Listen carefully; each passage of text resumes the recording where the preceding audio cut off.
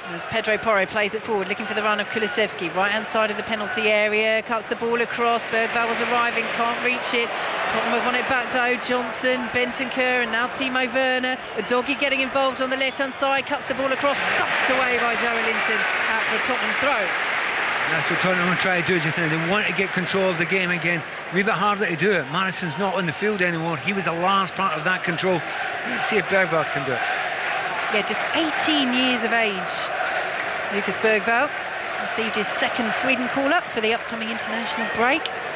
As Brennan Johnson picks it up on this right-hand side. Lost by Porro inside the penalty area, and this is where Tottenham are going to continue to be open. Anthony Gordon brought down. Well, Bentancur's a little unlucky there. He gets a touch on the ball, I think, then he does take out Gordon, and he's going to give away a free kick and also be booked. Well, we classically have got the best view in the ground here. We're 10 yards away from it, and it looks very clear to both you and I that he gets the ball. He's sliding in. He gets the ball. The referees have always got the giveaway to say, well, he's not in complete control and he could have injured the player. We're seeing it in slow motion here. That's an absolutely beautiful tackle. It's absolutely perfect. And he's got a yellow card for it.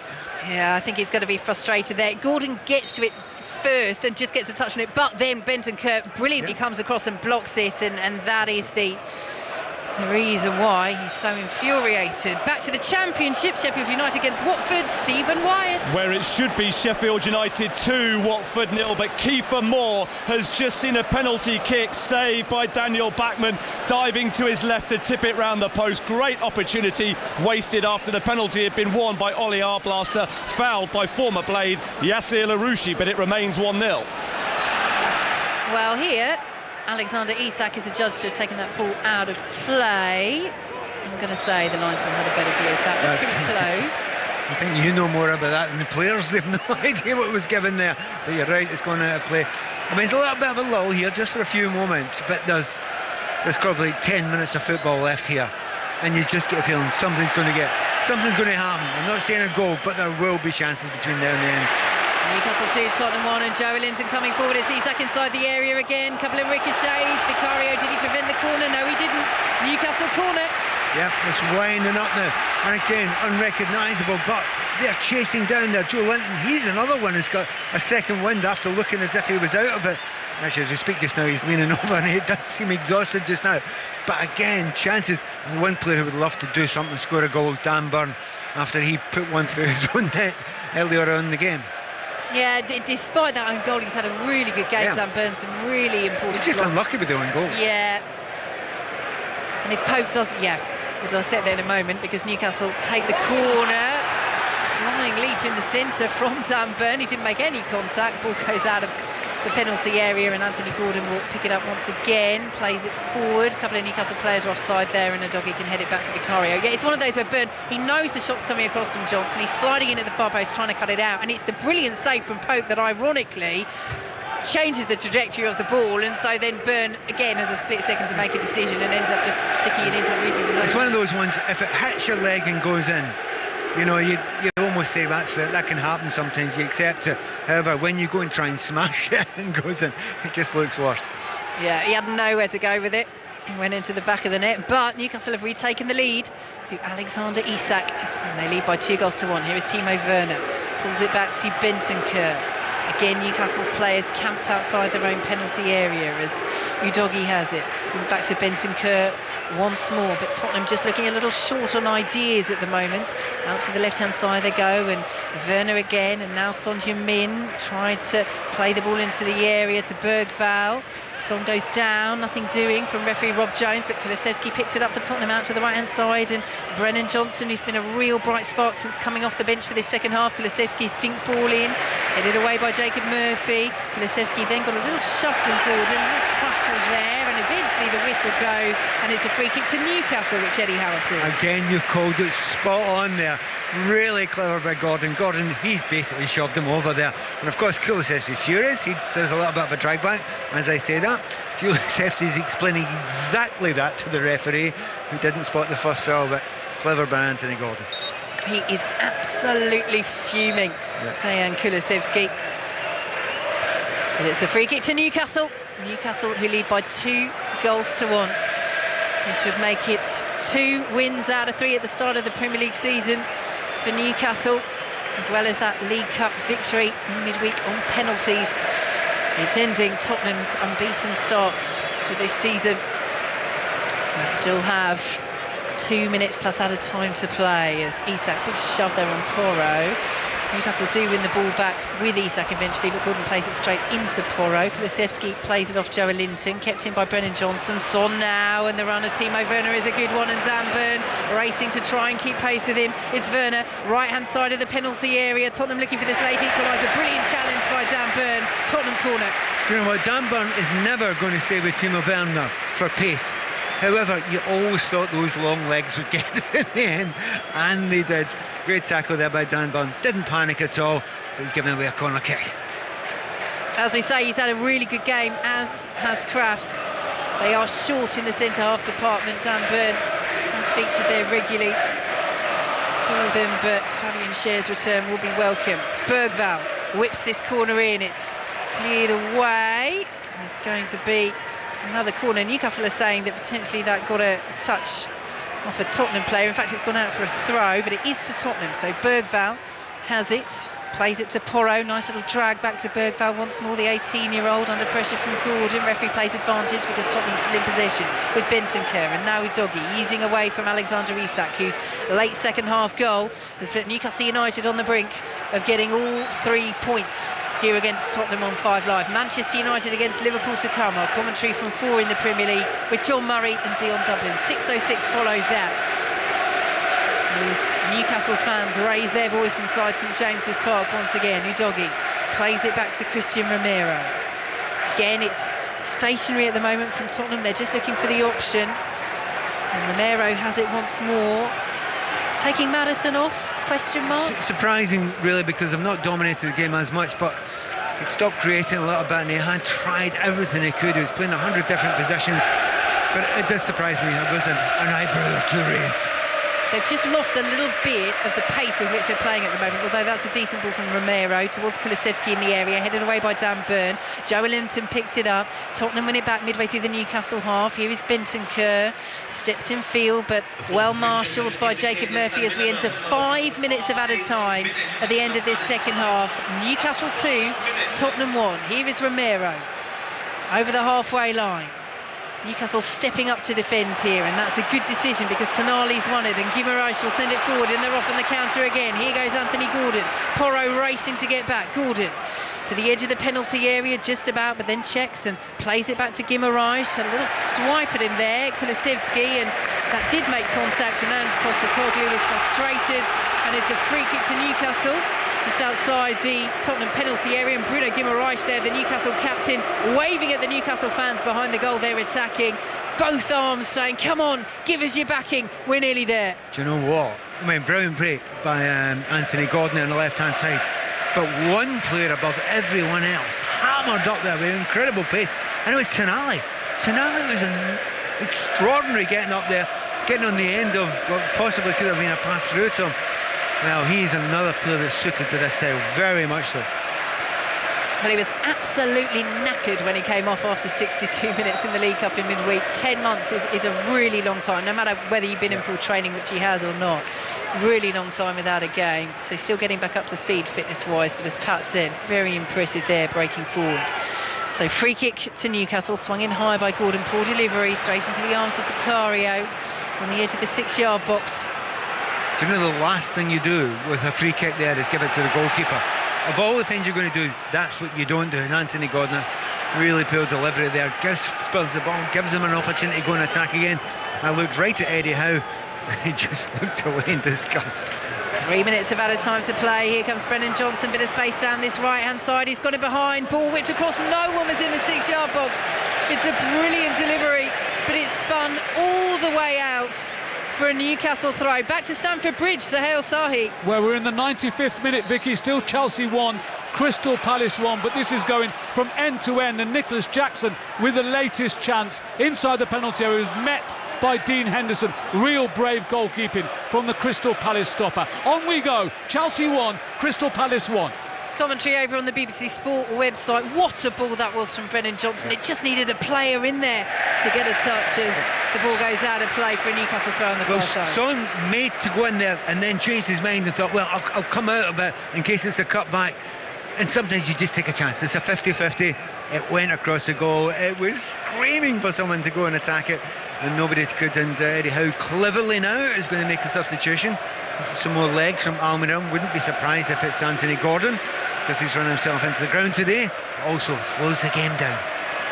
Yep, Almiron about to come on for Newcastle, as Pat says. They have 2 minutes plus added time to hold out here. They lead 2-1, but Tottenham are coming forward. Here is Kulusevski. He's got players to aim for. He played it behind Werner and Son, and Newcastle can intercept inside their own penalty area. Guimaraes goes down, wins a free kick. Grimace of frustration from Brennan Johnson, but it's a set piece for Newcastle, and here comes that change, and you called it, Pat. It is Anthony Gordon, and it's Miguel Almiron coming in. I don't think it was a hard one to call. He was right in front of us. He was a bit exhausted, didn't he? You've got to say Anthony Gordon, he has been very, very good today, and it's not just the attacking play, it's the pace he's got going forward. His delivery has been magnificent in so many areas, so well done Anthony Gordon. And added top of that, when they lost the ball, they went back into a 4-5-1, and Anthony Gordon was working as hard as anyone else. He can be very pleased with work today, and I'm sure Eddie Howe is too. I'll still give it you, Pat. It's still a right call. It might have been a tap-in, but they all count the same, eh? Exactly. Nick Pope with the free kick for Newcastle, who are nearly there into the final 60 seconds of added time. They lead Tottenham by 2-1. Almiron getting involved straight away. Can't keep that ball in, though, and it goes out for a Tottenham throw. Midway inside their own half. Can they fashion a final attack? As Porro sends it over the halfway line. Dragishin's getting up forward now, the centre half, as they throw caution to the wind, Tottenham. Porro launches it long once again. Cleared away by Jacob Murphy, who's impressed since coming on. So key in setting up Alexander Isak for what looks as though it will be Newcastle's late winner in this second half, as Vicario clears away over the halfway line. Joel Linton wins the header. Isak clearly offside. Will have to leave that ball. Tonali won't, though. He's over there putting on the pressure on Udogie. Goes out of play for a Tottenham throw, and Udogie's thinking about going back to Vicario. Isak closes that off, so it goes to Benton Kerr. Seconds left to play. Referee Rob Jones, all eyes on him in the centre circle as Tottenham have it. Dragishin, over the halfway line it goes, as it has to go forward now for Tottenham. Pratt heads the ball away, could have let it run through to Pope. Kept alive by Bergvall. Now Timo Werner, edge of the penalty area for Tottenham. Benton Kerr pulls it back. Udogie now sends it forward. Tottenham still coming forward. Oh, Werner's gone down. Is there going to be time? No, it's not even given as a free kick. It's given as a goal kick. I was going to say, is there going to be time to take the free kick? But Timo Werner is given short shrift by referee Rob Jones. It's a Newcastle goal kick, and surely they're there now. Yeah, I mean, they have fought well in the second half to get back when they looked as if they were on the ropes. Certainly when it went to 1-1, it looked like there was only going to be one winner, but they've brought themselves back. Eddie Howe's made some changes that have worked very, very well. And just teams have control of certain parts of the games, and you need to weather that storm. Newcastle, up here in the north east, seems to have weathered that storm. Well, for so many years, this has been a fortress for Newcastle United, and they're heading for another home victory. Nick Pope takes